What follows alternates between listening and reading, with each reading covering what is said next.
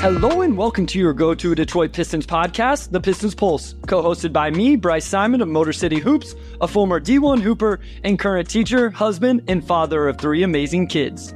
And I'm Omari Sanko for the second, Pistons beat writer for the Detroit Free Press. And of course, we're blessed to always be joined by our producer, Wes Davenport. And today, we are joined by probably our favorite guest. Not even probably. Laz, you are our favorite guest.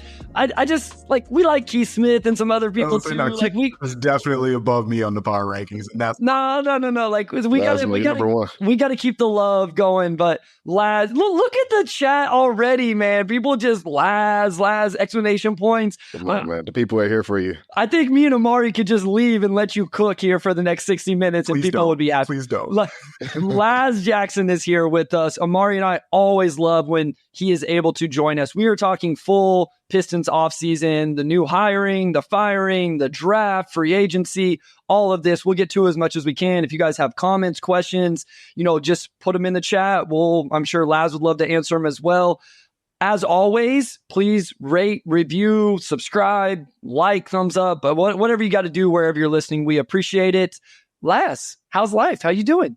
I'm doing good. I'm happy to be here. I appreciate the extremely warm welcome. It's great to see you guys. This offseason has been fast but slow. And so it's only going to pick up pace. And so I'm excited about that. The finals have been a little bit disappointing, but other than that, things are good. So I'm really happy to be here and talk about the Pistons with you too. Real quick here, we got a message from Copenhagen. I will not try to say your name because I will butcher it. So I apologize. But there you go. This is why we have Laz on. They say first time live after a year. We appreciate it very much. Thanks for joining us. Laz, who's your, I don't want to ask who your pick is for the finals because I'm sure, I'm probably have the same pick as everybody, but how many games is it going to go? Yeah. Wait, how many games is what going to go? The finals. Oh. I originally picked Dallas before. I kind of want to stick with that, but man, they absolutely needed to win that game last night, right? That was they turned the ball over too much and they missed too many free throws, but Boston's whole thing is getting up 40, 50 threes. And if they only make 10, you have to win that game. And they didn't. Yeah. So now it's looking like a 6-game series, at best, which is a little disappointing. But I was hoping for the big epic 7-game series between, Boston's made the finals and Dallas hasn't made the finals. But again, two new teams to the championship, our stage. And it kind of looks like we're not going to get that as much, but that's okay. Yeah. The offseason debate now is going to be, are we back in the big 3 era? Can you not just get it done with 2 guys? I feel like the NBA's cyclical and we kind of got away from the big 3 thing, that every team having elite duos, and now we're right back. Yeah. It's going to be, how does Dallas get their Kristaps, right? And we're going to see, I wonder if we're going to see this arms race again, which I don't think you can with the new cap anyway, but I just wonder how this will affect things going forward because Boston is just so strong at top. It's just crazy. Yeah. Your old colleague, John Hollinger, had a really nice piece at The Athletic about, I think this will be 6 different champions in the last 6 years, and how Boston is really set up well for success because of the Drew extension, because they have Al Horford a relatively low number, because the Jays are going to be paid a lot, but they managed to trade for all of their guys instead of signing them as free agents. And so they have bird rights and they can keep these guys in place. And so if Boston can keep everything together with the second apron and not being able to trade guys or acquire other free agents, or your draft pick's going to be locked or whatever, if they can make it through that, they'll have a really quality squad. It'll be incumbent on the rest of the teams in the NBA to catch up to them. Well, and at the end of the day, they've been to 3 straight Eastern Conference finals. They've been to the NBA finals 2 out of 3 years. And as they finish this one off with a win, that's a decent 3-year stretch run. And you say now they've gotten over the hump. They've went through the hard times, the experiences. They know who they are, yada, yada, yada. Yeah. But let's talk some Detroit Pistons. Let's talk the other end of the spectrum. The exact opposite end. Okay. We do have some news. We don't have new news, but we have news since the last time we talked with you.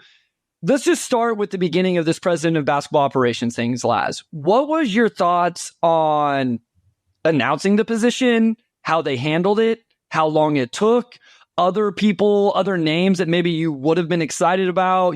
Like, do you think they should have tried to wait out Tim Connolly or gone, and we'll talk about Trajan and Troy and that stuff in a second. Just what were your overall thoughts on the process and the idea behind this position? I thought Trajan was a very solid hire. I know the search, it felt like it took a long time, but I would rather have it take a long time and feel comfortable with the result than have it be a rushed process and it end up with somebody that I wasn't in favor with. Like there were reports about certain candidates that I was like not very excited about. And Langdon was not one of those guys I was excited about the hire. I feel similarly about the way that Trajan is handling the search for a new GM and the way that the old GM was let go. It's like, again, like it's taking longer than I would like. Like I that's maybe just like a little bit of impatience on my part. But if it ends with the result that like I think is ideal for moving forward with the team, it's like, it's fine. The draft hasn't happened yet. Free agency hasn't happened yet. Like all these things will happen or things will be in place before like the offseason really gets moving for the Pistons, I think. And so like that is ultimately what matters. Not that like, I need to get these tweets off, right? Like that doesn't matter as much. That's the funny thing about this time. Well, not really this time of year, but this part of the process for the Pistons, just hire a new decision maker and it's somebody who has never been in the seat before. So you can only glean so much about their process. But already like there's somebody in my Twitter mentions today who was like, I'm already disappointed with the job Trajan's done because he hasn't done this yet. And I was like, it's been like has it been 10 days since he got hired? What was he supposed to do? Because he hasn't fired Monty yet? Right. Like, that's what he was saying. He was like, I can't believe this hasn't happened. Like, he's already got like an F grade from me.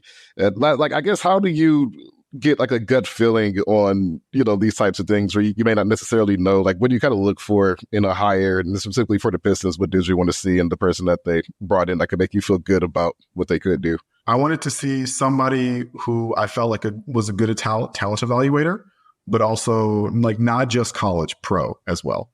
My ideal candidate like would have been somebody who has already built a team from the bottom where the Pistons currently are, like into something. That's why I was thinking about, like you guys mentioned Tim Connolly. Like I always thought that was a little unrealistic. I thought, yes, the ownership situation in Minnesota is very chaotic. Like, yes, we are getting a lot of wild reporting out of Minnesota, but that team is really well set up for the future. And if you have already built this and you believe in it, you kind of want to see it through. And so I thought that would always kind of be the case. But like I looked at like Brooklyn with Sean Marks and like they seem really stuck, right?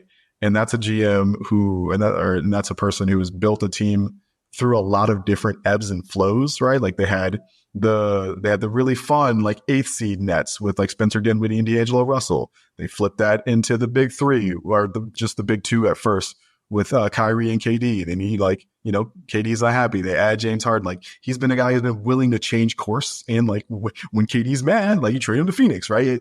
They've been able to do a lot of different team building ways. And I thought that flexibility would be important. Trajan, like for his part, the thing that made me feel good about him was the report that like he was handling most of the personnel decisions in New Orleans. Again, like David Griffin is a name. People know who David Griffin is, but without that kind of insight, it's impossible to say like who is really responsible for these decisions. And it sounds like Trajan had a very heavy hand in a lot of things. And I like what New Orleans has done, even if they haven't had the level of success in the playoffs that you would like to think about for a team. But that hasn't always been their fault. Like Zion's been injured a lot. And like even like this past season, he looked great in the play-in tournament. And then that didn't end up the case. So I was looking for someone who I thought could build sustained success. And it looks like Trajan. And Trajan kind of did that in New Orleans. And so I feel confident that he'll be able to do that in Detroit. What have your thoughts been in terms of everything since then? Like I even go back to why not just what are your thoughts on this? Why not just fire Troy Weaver as GM and hire Trajan as GM? Like what are your thoughts on this overall? Okay, we're going to hire a president of basketball operations. We're going to hire Trajan. Then we're going to say, okay, this guy gets to decide whether Troy Weaver keeps his job, if Monty Williams keeps his job. And then do you think they're going to bring in a new GM, or do you think they just absolve that into Trajan's position? Like what are your thoughts on just the process in general of how this has all gone down? So I think my thing has been, if I were Tom Gores, I would look at the way that the coaching search for Monty was handled and say to myself, like, all right, if I need to stop meddling, like I need to get out of this decision-making process. We have a lot of reporting about the way that coaching search went. Candidates were presented to him. He didn't like them. He didn't trust his decision makers to make a good decision. And he ended up with something he's unhappy with, right? So at this point, it's like, okay, I'm gonna make one decision. I'm gonna hire a guy, one person, and now I'm gonna let that person handle their decisions, right? I'm gonna take a step back and I'm not gonna interfere as much. And so, like, I understand that. I kind of respect it actually, because like, it is a ready-made excuse. Like, if for Troy, like, hey, like you didn't let me hire my coach. It's like that's why this ended up like this.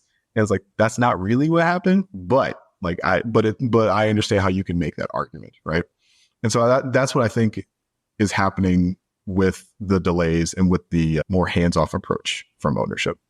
No doubt. Just a couple of confirmations here. And I actually just got the story up on free before we started, but I'm just confirming they added Michael Blackstone. Yeah. And I think that was pretty obvious just because it was in his Twitter profile. So yeah. But we have the GM. Is his title GM or his title is like vice president of basketball? Executive vice president. But he's the GM. It's fine. Yeah. Okay, yeah, so it's the same role. Okay, so yeah, since we're not going to consider somebody a GM anymore, it'll be Michael Blackstone will be executive vice president. Yeah. And then also with that, the Yahoo report last week that they hired Brooklyn Nets player personnel J.R. Holden, like confirming that as well. And his title is vice executive. I don't know exactly what the role is yet, but like assistant. They're just going with scouting, more or less. I would assume it's probably going to be on that side. Yeah. It's pretty cool that he was like starring alongside Trajan over in Russia when they won those championships, and they were both on the. He was also in Detroit. Understand the if scout. I remember correctly. Yeah. Yeah, he was a scout here. I'm not sure what year he was a scout here, but he was a scout here in Philadelphia before he landed with Brooklyn. So we're starting to get this team kind of slowly together. We kind of touched on it earlier, but obviously there's this Monty decision looming. If you want to go ahead and just dive right into this topic for us here, Laz, just where are you with that on, like, should you bring him back? It's only been a year, this and that, or just where's your gut at so far? So if I were Trajan, I would want a new coach. I would want full alignment with my like new front office regime. And that means no holdovers. That's no shade to Monty. I think like I liked things he did last year. I did not like things he did last year. But there's cause on both sides to fire him or to retain him. But the thing I will say is that it looks really clear that Monty is not like a huge difference maker in terms of his coaching ability. But it doesn't really seem like there's a lot of difference makers out there. We see a lot of coaches being cycled through. What were you going to say, Bryce? I see. Well, like that's just my thing with it is like we just did this 12 months ago where we said Dwayne Casey is the worst. He's not making this team better. Get rid of him. We'll bring in somebody else. And then now I see people going, well, Dwayne Casey could have been. I was like, no. We're not talking Dwayne Casey. There was like 1% of the Pistons fan base that was okay with Dwayne Casey continuing to coach this team. So I'm like you, like, don't you think it just comes down to Trajan's vibe with Monty, and does he see the same vision for this team? Yeah. And, Trajan has experience with a lot of other coaches around the league. And Monty also has been a lot of places. I know they've both been in New Orleans, but not at the same time. It's like, what kind of vibe does he get from Monty when they meet? Because I'm sure they've met by now. It's like, well, and if that doesn't work, like, what are you looking for in a coach, right? And so, like, yeah, I would probably let Monty go, but I'm not expecting my next head coach to be a miracle worker. And I do think that resetting the coaching market the way they did with Monty put a lot of expectations on Monty to be a miracle worker in a way that he just wasn't. It happens. I mean, I wonder if the difference in expectations, because I think no matter who, I know for me, and like I got caught up in this as well. And that's I stay out of a lot of the front office stuff. Like, because like at the end of the day, do we know what decision Trajan made and didn't, or what bad decision maybe he could have made in New Orleans, but somebody overruled him? And I'm not saying that happened, or any of these other guys. Like, I just think even more than players, we know less about coaches' impact, front office impact, who's making the big decisions, and those type of things. And so I think for me, I'm probably with you. I just, whatever Trajan decides, I think is the right decision. If he feels comfortable with Monty, great. If he doesn't, then let's go find a new coach. I don't think it matters who they hire. I will not have any expectations. If it's JJ Redick, let's say they hire JJ, we can't have expectations. He's never coached before. We have no clue. Right. If it's, anybody else, even if they went after Dan Hurley, all I know is that he's great in college. I don't know what he's going to be in the NBA. So for me, it's just like, I'm done having expectations about what coaches could do. I know Spo can coach. I know who else? Who are some other coaches that I feel really confident? Spo's always the one that comes to mind. Yeah. Ty Lue can coach offense. Ty Lue. Yeah. Ty Lue. Yeah. It's other than that, I don't know, man. I don't know. I didn't think Jason Kidd was a good head coach. Yes. And his team is in the finals, right? But here's part of that. Sweeney is down there, who used to be with Detroit. There's times over on Game Theory where we break down their defense. We're like, we love this. This is amazing. And then there's other times we're like, what the heck is going on? It's even then. And at the end of the day, we don't know. Is it Sweeney's fault? Is it the players not executing it? Is it because Luka's hurt and doesn't move on defense? There's just so many factors that I don't know that we really know. So I don't know, Omari. For me, I don't get into this front office coaching stuff as much as I used to. I'm just I have no idea. Let's get to the draft and free agency. I can at least talk about those guys with some semi-intelligence. And that's what's it's just fun. I don't really browse Twitter a lot during the offseason, really not even during the season. I've tried to reduce, but, I still see things and I'll see, people debating, well, is this person going to do this or that or whatever? And it's we're basing this off of vibes. It's literally just vibes. Maybe you had a dream last night that told you something was going to happen. That's all we're going off of at this point. But to Laz's point earlier, you can look at somebody's body of work and at least see if there's a correlation with success. And even before New Orleans, he had that run in Brooklyn where they got Dinwiddie and they got, I think, Jared Allen. They drafted him. They brought in Joe Harris, who was pretty much out of the league at that point. And, I wrote that story the other week, but everybody sort of credited Trajan for being deeply involved in that process. He was also involved in the health side in Brooklyn and in New Orleans, which, I know people think that the Pistons have the worst medical staff in the league, so maybe he could every fan hates their team's medical staff. Yeah. That's a part of fandom. That was a really the ultimate scapegoat. We know even less about that. As Steven Suggs, we can at least see the coach. We can watch his demeanor on the sideline. I can try to guess at some things, I can see what he's trying to run on the court. Whether the players actually execute it or not, that's something completely different. I literally know nothing about the training staff. I don't know if they have them doing stuff from the 90s, if they stuff in the future. We have no clue what the training staff is or is not doing. I stay away from that one completely, Omari. Yeah, because people will say, well, this guy had this injury at this team, but they got him right. And it's well, it's not like a car. You expect every, 2015 Chevy Cruze to be exactly the same, but the human body doesn't operate that way, some people, you may have a cold and it's mild, you may have a cold and it knocks you out for 2 weeks. It affects everybody differently. Long story short, it'll be fun to see over the next 2 weeks, sort of what Trajan's process is, right? Because we have the draft coming up and then free agency right after, and that's a lot of information we're going to get in 2 weeks. I agree, fire.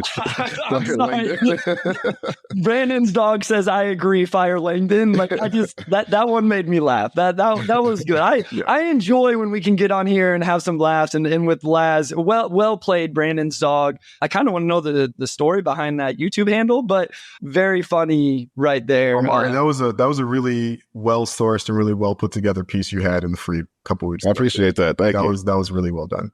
I thought you were going to give him credit for the joke he made a couple episodes ago where he almost made Keith Smith spit his water out. That was so funny.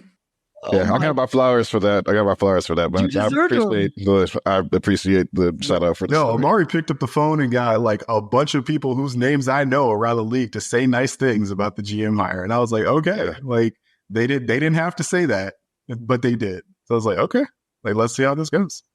Yeah. All right, Omari, let's go to break. When we come back, let's talk NBA draft. We've talked the front office. We'll get Monty Williams news down the road where we can dive into this stuff anymore. But at the end of the day, the NBA draft is 2.5 weeks away. The Pistons have a top 5 pick, and we got to talk about some players. So when we come back from this short break, Omari will ask Laz about his top 3 favorite.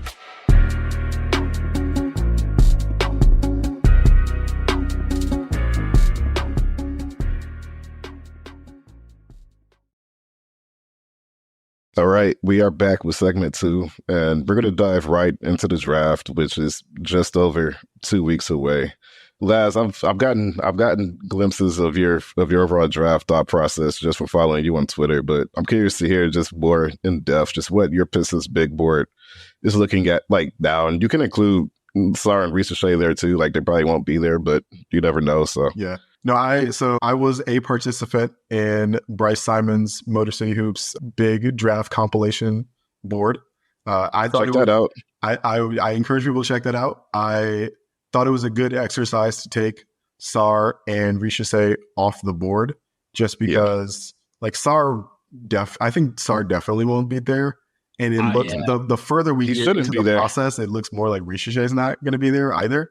And so I was like, okay, like maybe those aren't 1-2, but they're somewhere in the top 4. It's like, okay, like we can take those guys off the board safely. So with that said, my number 1 was Donovan Clingan from UConn.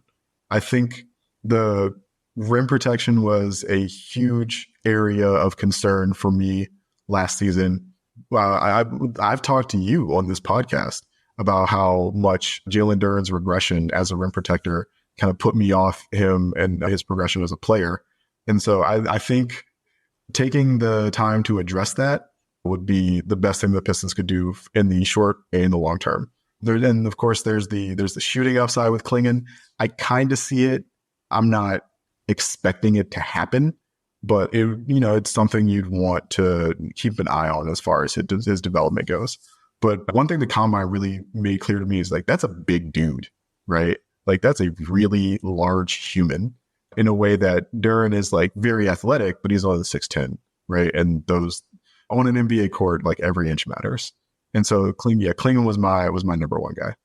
Yeah, we talked about Clingan. I actually had the Pistons taking Clingan in my mock draft that went on Monday. But I feel like the sell for Clingan is like, imagine Derek Lively if he had even better defensive instincts and also were 50 pounds heavier. And that's like, like you essentially have a guy. I mean, you don't get the shooting. Like, I don't think either of those guys shoot, but you pretty much have everything else you want in the big, whether it's being able to row, play and drop, come up to the perimeter a little bit. But Klingan's a really good passer too. And I think that's what really puts him over the top, is that you could just put shooters around him and Cade. And I mean, I feel like you're pretty much set at point guard and center for the next decade. Yeah. Oh, well, that's one thing I've talked to Bryce a little bit about is I have trouble picking apart Clingan and Castle's passing and offensive acuity with the system under Dan Hurley, who was just coaching laps around these other NCAA coaches. Mm-hmm. So I was like, is Clingan a good passer or was he just in a really good offense? Right. And I have trouble picking that apart.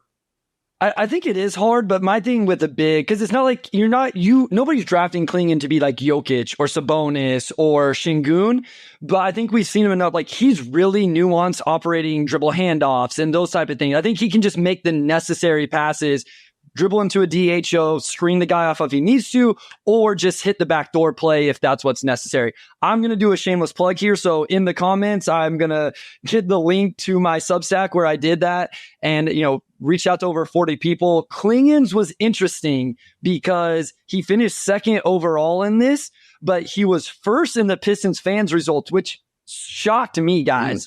Shocked me. And I wonder if that speaks to Jalen Duren and where the fan base is with him. And so I saw this question. I hit the wrong one, but I think it said, would you actually trade Jalen Duren if you made this pick, Laz? So this is from Sharon Dalton. They say, my sentiments to Laz, trade Duren and pick Clingan.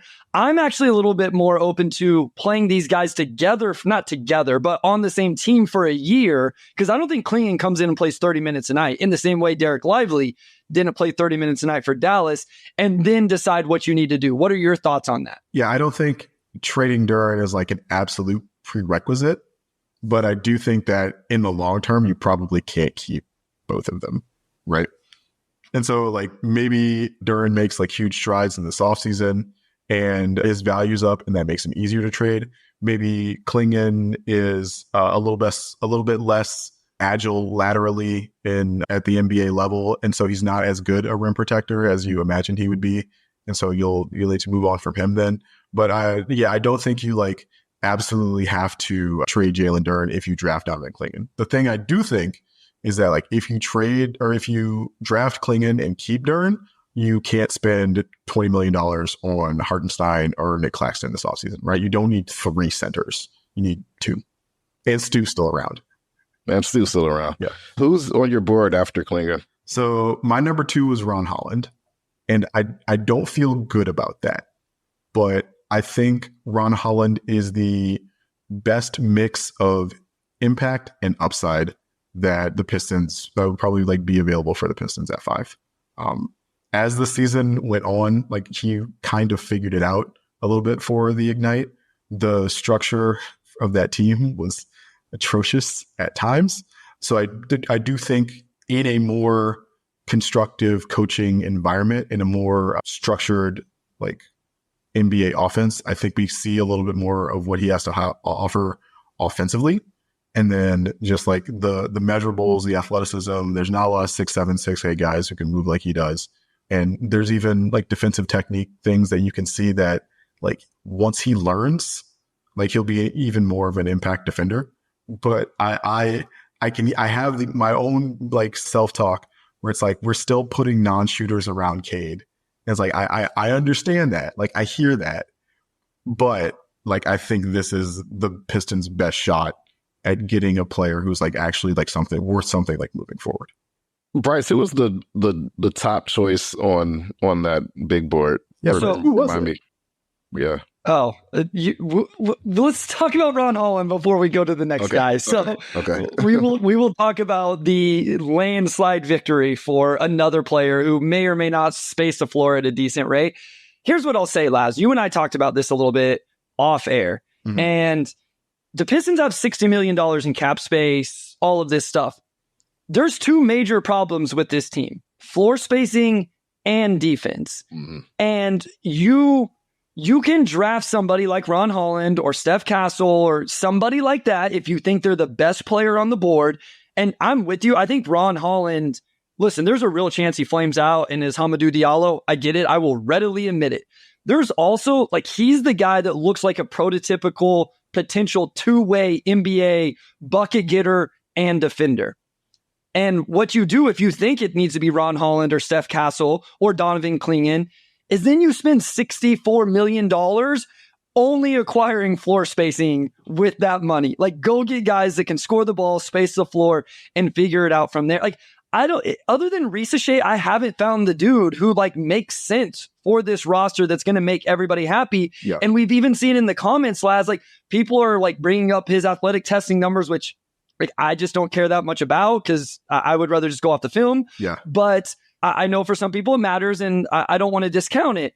But people hate Risacher because there's no upside, but then you bring him Ron Holland and they don't like it because he can't shoot. It's like, you got to take one thing and then figure out some of the other stuff in free agency and building out the rest of the roster. Yeah, I definitely think it's easier to find guys who can shoot 2% on catch and shoot looks to surround Cade than it is to find like 6'8" guys who can pass, dribble, and defend, right? Okay, Omari, I know you want to talk about this guy. So again, just to reference back to the poll that I did, the overwhelming winner of this, which shocked me. I know, Laz, you said before we started recording it surprised you. Omari, you were not as surprised, but Reed Shepherd blew this away. He was actually second with Pistons fans, but with draft scouts and just general content creators, he was first. He had 17 first place votes out of 40. Nobody else had more than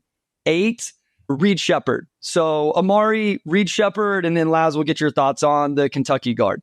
Yeah, so Reed being a favorite for Pistons fans. I think he was the overall favorite. You said Pistons fans were a little bit higher on Cleveland, but or was it that? No. That's Pistons fans actually had Clingan won by it wasn't a lot, but just a little bit. But overall. But with Shepherd, it's just you look at he shot 50% from 3 and just the all around efficiency. I think he almost had like 3 combined steals and blocks at being 6'1". Laz, where is Reed Shepherd on the board for you? Is he 3 or is he lower than that? And then just sort of walk us through your belief or non-belief in who he is as a prospect. So he's 4 for me. I have one guy above him. My thing is, like, I did see he tested really well at the combine, but we have seen guys with plus wingspans be able to cheat the vert in a way that like makes me uncomfortable. Sorry, but I'm pretty sure it's pretty commonly discussed that he cheated the vert. Yeah. That like his standing reach doesn't make sense based on the vertical number. Yeah. Like all of that together, he definitely cheated the vert number. Yeah. But he's not a bad athlete. Like I want to make that clear. Like I don't think he's a bad athlete. But like I don't think he's going to win the dunk contest either, which is like what you would think a guy with a 42-inch vert or whatever he was measured at like would be able to do. But my thing is like I like Reed Sheppard a lot. The margins for a 6'2" guard in the NBA are just razor small. And like, even like I believe in him as a shooter. I believe in him as a secondary guy. You had Richard Stamen on last week, and he was talking about how he didn't think Reed was really a primary. And I believe him, and I agree with that. Again, just because unless you're Jalen Brunson, it's really hard to be a primary at that height. But as a offensive fit next to Cade, it'd be seamless, right? And so I think there's upside there as well. Like I think as he becomes a little bit better of a ball handler and gets to see the floor a little bit more, you could even see further development, and he would be an even better player. And then, of course, there's the Calipari curse. There's all of Cal's guards always have a little something extra, like when they make the league.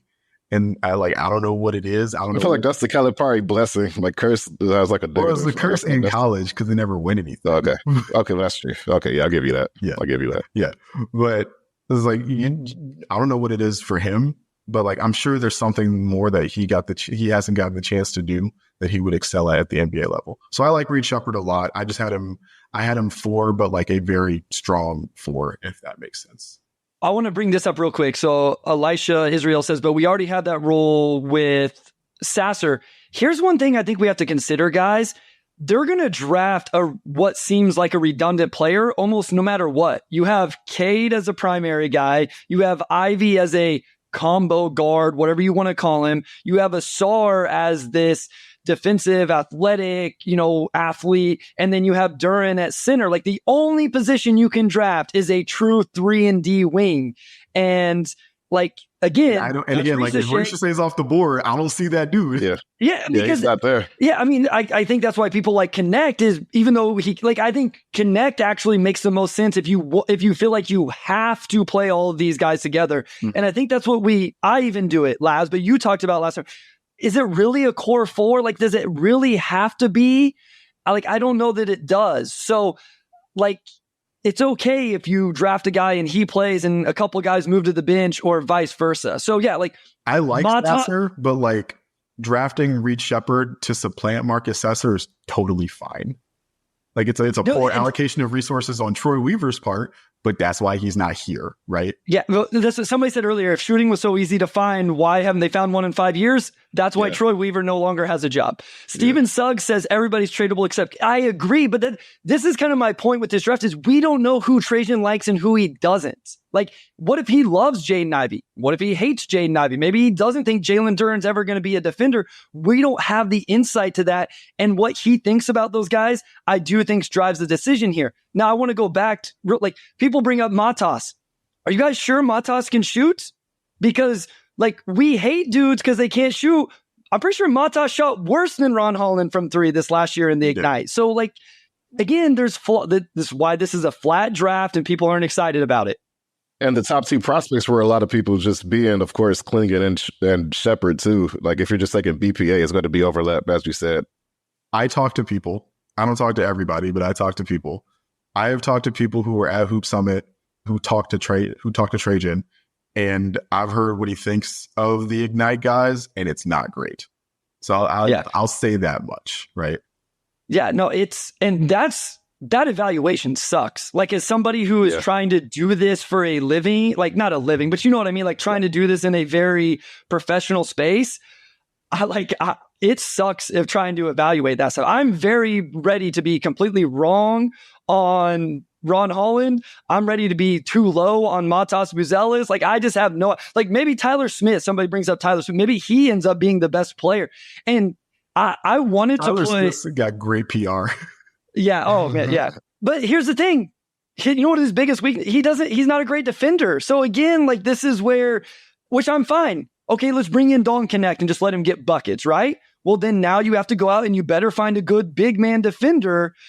Yeah, like, so Michael says, Sam Vecini says Matas can shoot. I'm just going that because it makes me feel good. Listen, at least he's honest.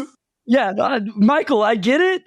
Like, I argue with Sam about Matas with this, but yes, I will agree that Sam does think that Matas can shoot. Yeah. Omari, let's let him give him his third one, and then I want to ask about trading up and trading back. So, who was your third guy? My third guy was Castle, just because, like, philosophically, I'm looking more for these athletic defensive guys, and that's Castle and Holland over these mainly offense, not as good defensive guys, meaning Shepherd and Connect. So I connect 5 for that's the full board, which means Matas was off my board. I don't love Matas. Matas has to fix a lot of different things all at the same time. And like, to get all those Lego pieces in place, like, it makes me a little nervous. But yeah, Castle at 3. Love the way he plays. Love the energy he brings. You could definitely like see him playing in these playoff series, which is like a big thing. The shot doesn't go in, but it also doesn't look broken. So you hope that it doesn't look like busted in a way that like Asar and Almonds like did last year. So you hope that there's, shooting improvements that can be made on that front. And if he can shoot, like, he might be a star as well. And so that's why I would have Castle 3. Castle, do you see him as the best perimeter defender in this draft? I know he's discussed as among those types of guys, but is that like, how much of the appeal is it just pairing Cade with like this elite defensive type? I think he might be the best like technique perimeter defender in the class, but like, yeah. I have Holland higher because Holland's 2 inches taller and like has got longer arms, right? Like, I think if you can get him to a level of technique that Castle is currently at, you have a better defender. But yeah, Castle is that is a big part of the appeal of Castle, is taking a lot of the defensive pressure off of Cade in a way that like Jaden Ivey, for example, like did not do last season. Yeah, I've warmed up to that because of what he would do on the defensive end. And I think the way you said it is perfect. I think Castle's a more quote unquote solid point of attack defender, where Ron Holland's a little more disruptive and is going to make plays. Castle may just stay in front of guys better. And, let's say Michael brought up Sam Vecini earlier. Sam thinks that Castle may have the highest upside in the class, because if Castle shoots it, then everything else like really clicks. And you're talking about a real two-way player with what he can do on the Jimmy ball. Butler, if he can shoot. Yeah. And I, like we've talked about, like, I don't think the reports out there about the point guard stuff is really, I think it's a little bit of game. I don't know if I talked to you guys about that, but that was screamed like gamesmanship, steering me like away from someplace I don't want to be. Yeah. But what makes me worried is that they were steering him away from Detroit. Like, you guys have Cade. I want to be a point guard. Don't draft me. But I think it's more like steering is like, please, San Antonio, take me. Yeah. As opposed to like, I don't want to be in Houston or whatever. And I think that's actually what Sam said as well, is more of like steer him towards teams as opposed to trying to keep him away from teams. Omari, if you don't have anything else on the guy, I feel like we've kind of screwed over Dalton Connect here, but we've talked about him. I think we know he's an awesome fit offensively with some defensive concerns. I want to talk about trade up, trade back, but go ahead, Omari. Is Connect 5th on your board? I'm just curious to see who number 5 is. Yeah, Connect is number 5 on my board. He's number 5. Yeah. Okay, cool. I'm just going to plug our past episodes for Connect discussion, including last week when we had our guy Richard Stamen on. We'll come back with segment 3, and then we'll dive right into free agency.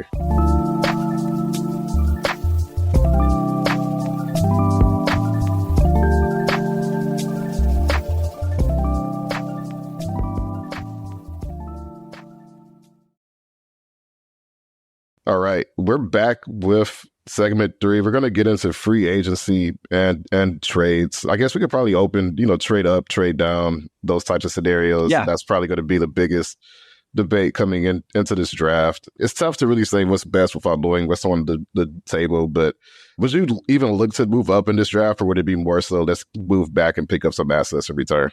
I think trading back and picking up assets to do it would immediately distinguish Trajan as a different type of GM front office operator than Troy Weaver.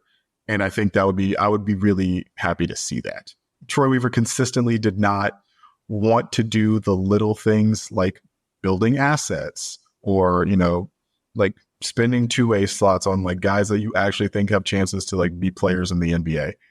And so like, yeah, if you trade back with Portland for like 7 and 14, right? You trade back with Chicago for 11 so they can move up and get Matas or whatever.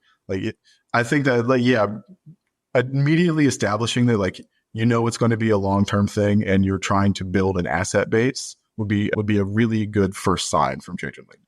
Okay, so here's my question, Laz. If they do that, let's not even talk about the players. And we do have some questions, like somebody brought up Khalil Ware, and there's some other guys we could talk about in this range. Listen, Khalil has some lottery lovers. I got Khalil Ware thoughts, yeah. Oh, okay, yes, let's do it. But before we do that, would you rather he trade back and get future draft assets, or would it be a trade back and like Kyle Metz brings up, like this being part of a bigger Ingram trade? I guess this would be completely trading out. Bobby Buckets brings up like both picks for Grant 14 and 40. So would it be for future draft assets? Would it be for a current player? What would you be looking for in that regards? I would prioritize future draft assets before I prioritize instant impact. I think this team needs to be better than 17 wins next season, but I don't think that they need to win 38 games either. And a guy like Brandon Ingram helps you do that. A guy like Jeremy Grant helps you do that. I just did a podcast with James Edwards, his Detroit Players podcast, and we did our off seasons. And I got to say, trading for Jeremy Grant, it looked good on paper, but it really blew a hole in what you can do with the rest of your flexibility, moving forward. And so it was that was actually gaming that I was seeing that. I was okay, maybe that's not something I'm as interested in as I thought I would be. But yeah, I would prioritize future assets just because I think one way or another consolidation trades are coming for the Pistons, and having more future stuff to make those deals happen with is good. Steven Sugg says no team wants to trade a future draft pick for a 2024 pick. You would be surprised, Steven. That's what I was going to say, Steven. I was with you 100% that this is not going to happen, but I can talk myself into, if Klingon's there at 5, are you telling me the Grizzlies aren't going to offer something? He just makes so much sense there. Now, I'm not saying you're going to get great value. I'm not saying you're getting awesome value to move back. I just think that there may be a little bit more of that than what we think, because it's so flat at the top. And so people would go, oh, well, why not just set it 8? We think it's flat at the top. But the more I've been in this, teams' boards are so different. I've talked to a team about a player who had one team had him top 10 and another team thought he was maybe a two-way guy. So there is going to be crazy variance where Donovan Klingon may be number 1 on a team's board, and they see insane value to get him at 5. Or maybe it's Reed Shepherd. Maybe it's the upside of Ron Holland. I just think we could be surprised. Maybe we get nothing, but I'm with you, Laz. I think we could be surprised that some team may want to move up. No doubt. Let's carry that right into free agency. Obviously seems like you're in more of an asset mode, Laz, when you look at this $64 million in cap space. And it's so much cap space that realistically they could probably do several things. So if it's not just one direction, but are you more so in the category of let's try to, consolidate this for assets, maybe eat a bad contract or two, get future first for another young guy? Or is it more so let's just upgrade this roster, we just paid Cade and we just need to move this needle as far forward as we can? Yeah, we do kind of need to pay Cade. Yeah. Yeah. Sort of. Yeah.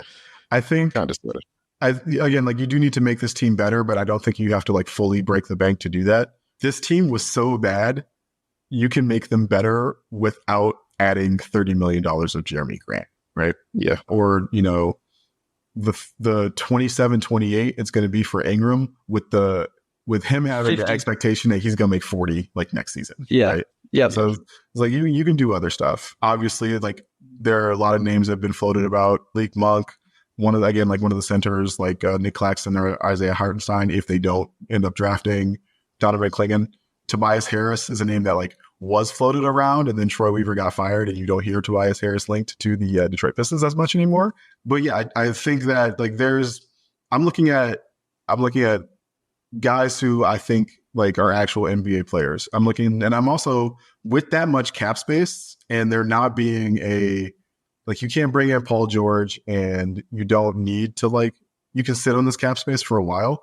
I'm looking more at restricted free agents. I'm looking at the Isaac Okoros. I'm looking at Patrick Williams.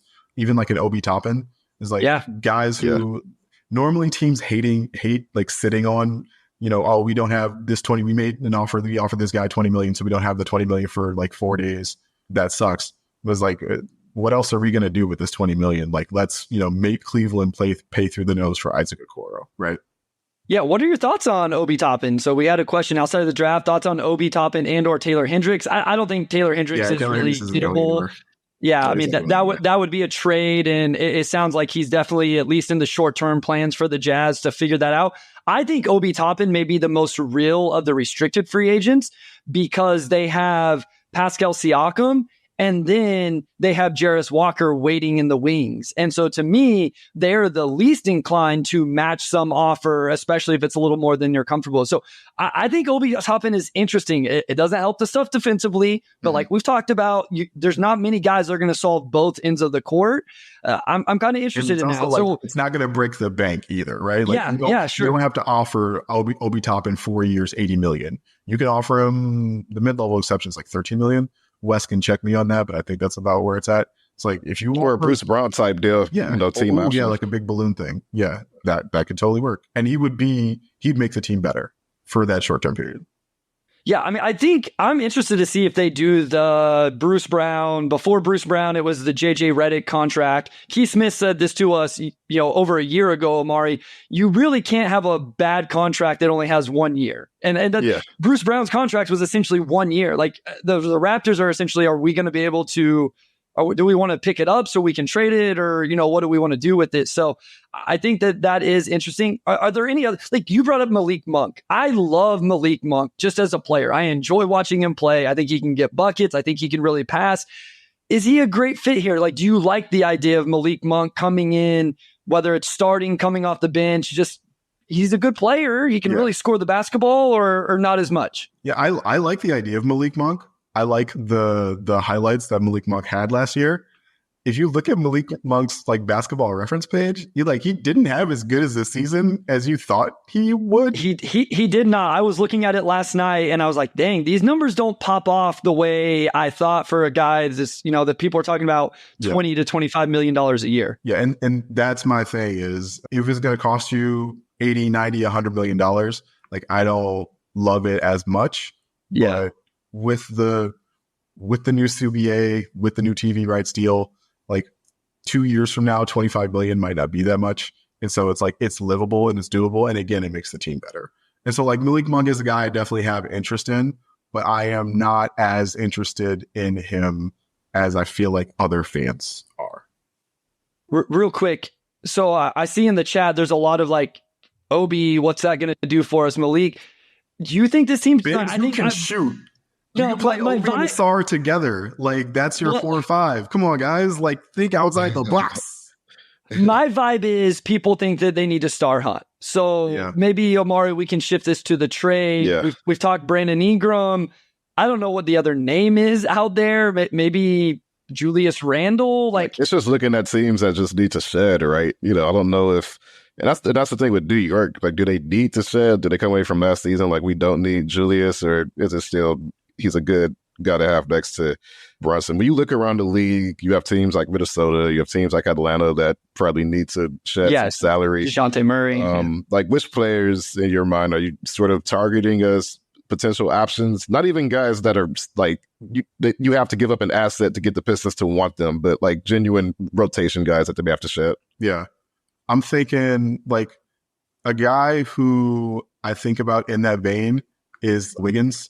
Just because like Golden State is really facing a cap crunch for a team that does not look like one that they were like even 2 years ago when they won the championship.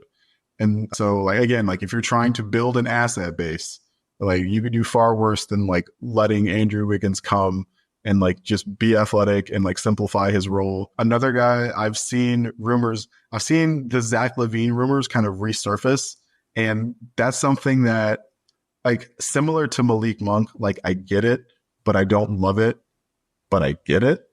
And so like that's a name that like I waffle very hard back and forth on Zach LaVine. Julius Randle, no thank you.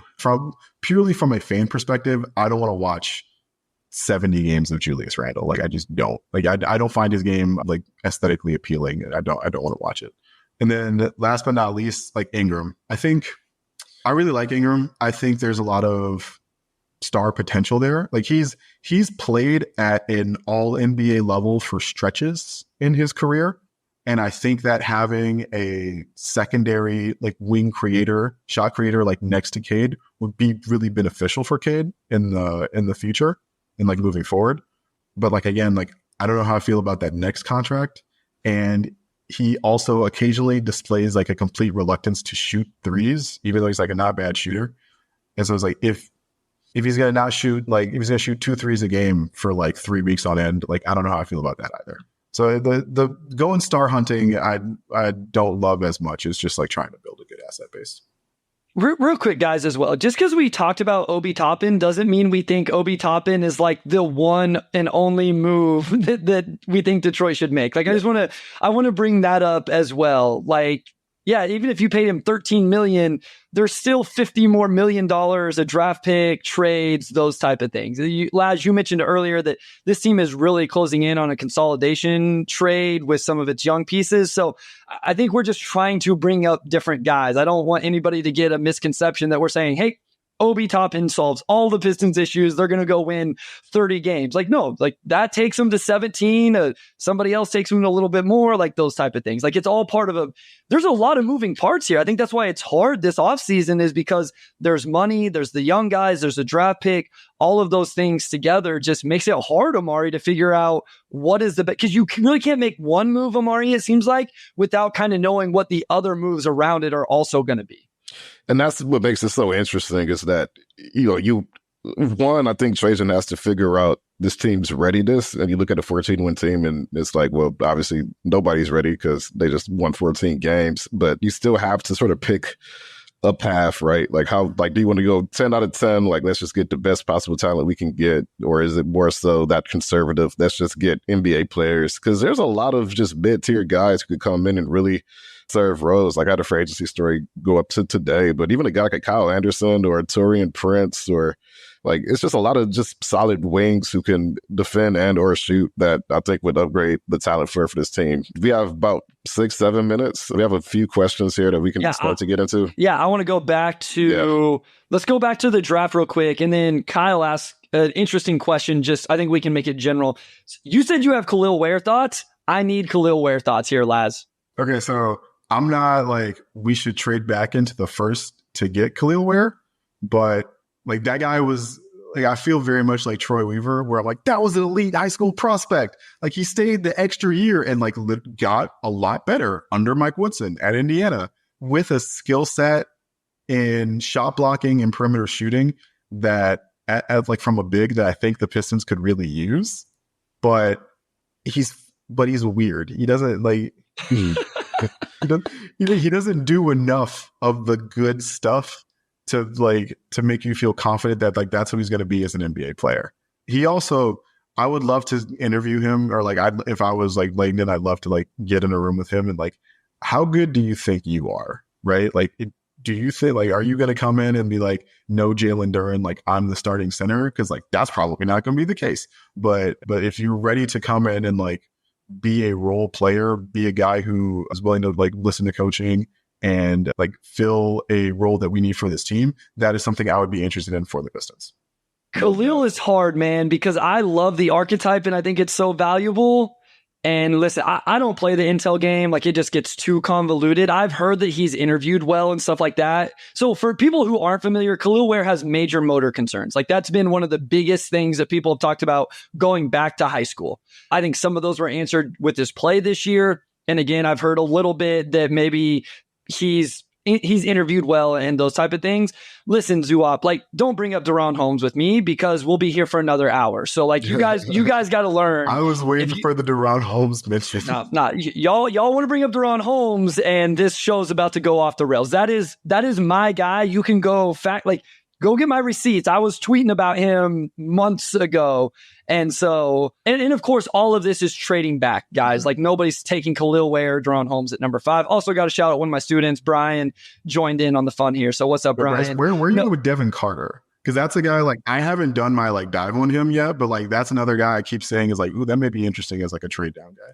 Yeah, Devin Carter's really interesting, really risen. He tested, I know we talked about this testing stuff earlier, but he tested well. So I think people like very athletic. I think in ESPN's thing today, they called him the most clutch player. My thing with, so he's going to really defend. Yep. He can play a little bit on the ball. I don't know that like you're drafting him to be your primary guy. He shot it insanely well this season. And one of my hesitations, real or not? Yes, that's the thing with Carter. So I was on a podcast recently where we were just like swooning over him, and I was like, okay, we need to pump the brakes a little bit. He is 22 years old already, and before this year, he hadn't shot over 30% from three. He's right on the borderline, 72% free throw shooter, but he made 38% on 6.6 attempts this year. Like, and the shot like has a little bit of a hitch, like, and it's a moon ball.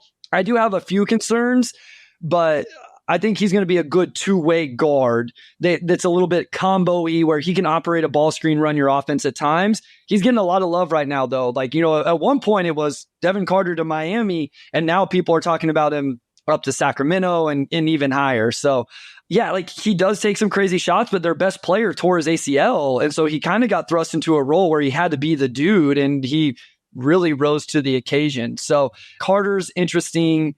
Omari, your dad asked a question. What about an overpay for Toppin? Not leaving New York, Hartenstein if Kling isn't there. So your guys' thoughts on that offseason? And I guess I'm curious, just how much would it take to pry Hartenstein away to the point to where he's like, I'm not going to try to run it back with New York. Like, if you gave him, and there's a team option at the end, 3 years, like 100 even. So it's essentially 2 years, 66. Is that way too much? That's so much. Yeah. Money. That was a lot of money. Is that too much? Money? I would, Kyle, you can put this in there because I'm pretty sure Hartenstein's in a situation where they can only offer him so much. Yeah. Like it's the early bird ride stuff. I think it's similar to the Malik Monk thing. And so it's either Hartenstein has to sign for less, or I believe it was Bobby Portis who signed like a 1+1 so they could get full bull dry. Yeah, and all of that. Then you decline the second and sign the bigger. So Kyle Metz says under 17 million. So yeah, it's 4 for 68 or something like that, whatever it is. And so I think you can get to 20. You know, you can get Hartenstein for 20 if he wants to leave New York. Yeah, you know, like he's really thrived there, and so it's interesting. What do you think, Laz? Mitchell Robinson is like ostensibly the starting center, but like has had injury concerns too. In a way that means that, like, if I had signed in New York for 17, like, I could still be the starter. Like, I could still get to play a lot, right? And I like Tibbs. Tibbs trust me. Like, yeah, I don't see really why he would leave New York.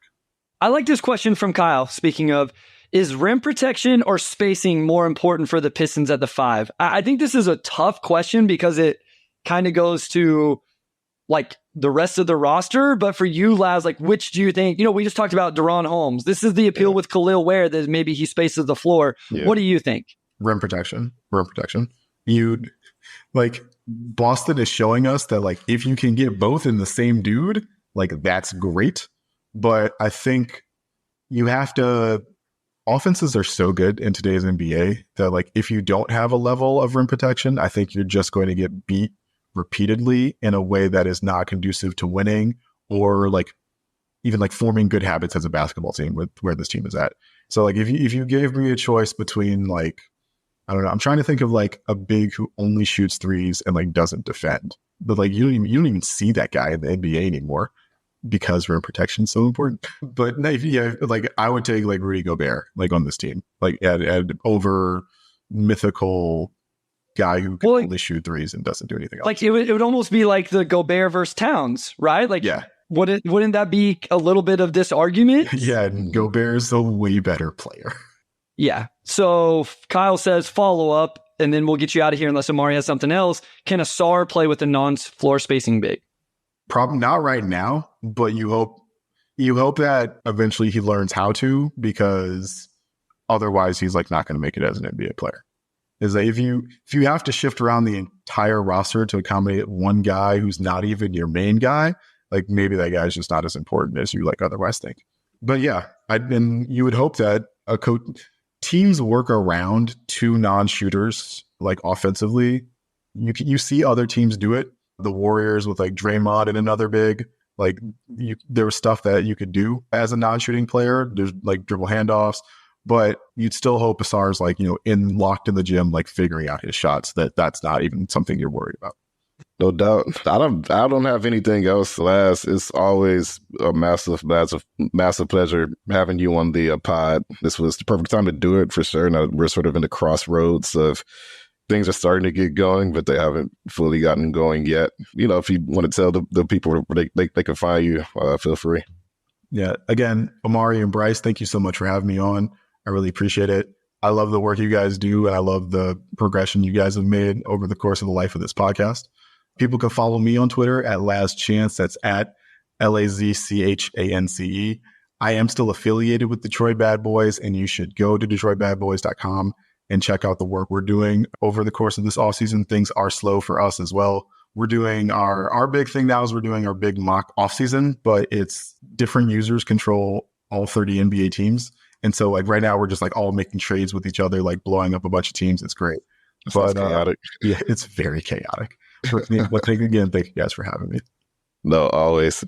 Bryce, you have anything? No, I mean, whenever Laz comes on, the hour goes crazy fast. So we appreciate you very much. Glad you're doing well. Yes, make sure you check out Detroit Bad Boys, the website, the YouTube, where our guy Wes Davenport has a pod over there with the pin down. Just make sure you guys are tuning into all of that stuff. Tons of great Pistons content all over the place. And we'll have Laz back very soon because we appreciate him so much and we have such a blast. No doubt. But before I close this out, I just wanted to give a very, very big thanks to our Spurs Senator Kirkland Crawford. His last day at the Free Press is this week. I can't tell you what his first year at the Free Press is because he's been there for so long, but he's been the sports editor for our desk almost going on 4 years now. So almost the entire time I've been at the Free Press.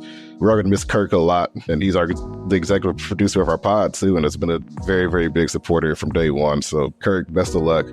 Thank you for everything. And with that, I'll close this out. So big thanks to our audio producer, Robin Chan, our editor-in-chief, Nicole Avery Nichols, and our executive producer, Kirkland Crawford. And big thanks to Wes as always. And we'll talk to you all next week.